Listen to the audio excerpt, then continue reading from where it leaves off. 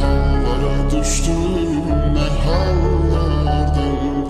Yorulmuşam axı olanlardan. Öpür nefesinden uzaklardan. Yayılıb aləmə fəryadım harayım. Bir ümidim olsun her zaman arayım. Oşayım telini saçını darayım. Öpüm şirin şirin yanaklardan. Ne bilsin ağlamak çaremi həllimi. Öləcəm qalacam bu səncə bəllimi. Şair qadınısan al təsəllimi. Sətirlərdən vararlardan. Küsün həvəsimdən dodaqlardan. Ne hallara düştüm, ne hallardan. Yorulmuşam axı olanlardan.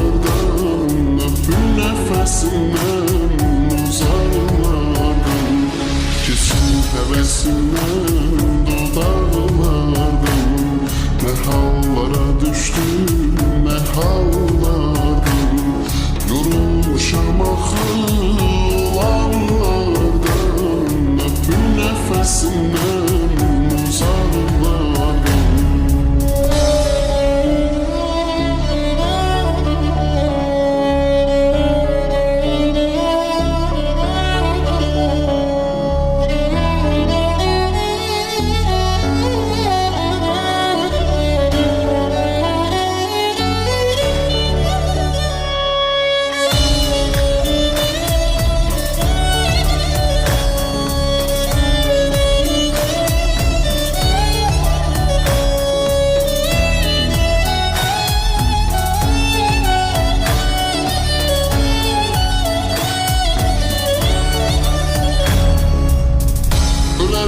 Yolunda qırmaram xətrini.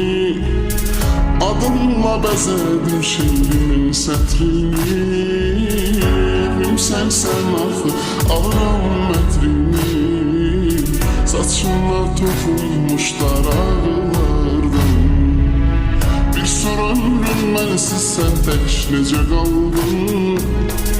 Ölüm qollarında sən qəlbimə doldun. Vazgeçilmez oldun, senle doğma oldun. Hayatıma girmiş kulaklardan. Küsün hevesimden dodaklardan.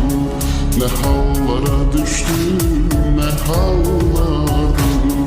Yorulmuşam axı olanlardan. Öpür nefesinden uzaklardan. Küsün hevesimden dodaklardan. Ne hallara düştüm, ne hallardan. Yorulmuşam axı olanlardan. Öpür nefesinden uzaklardan. Küsün hevesimden dodaklardan. Ne hallara düştüm, ne hallardan. Yorulmuşam axı olanlardan. Öpür nefesinden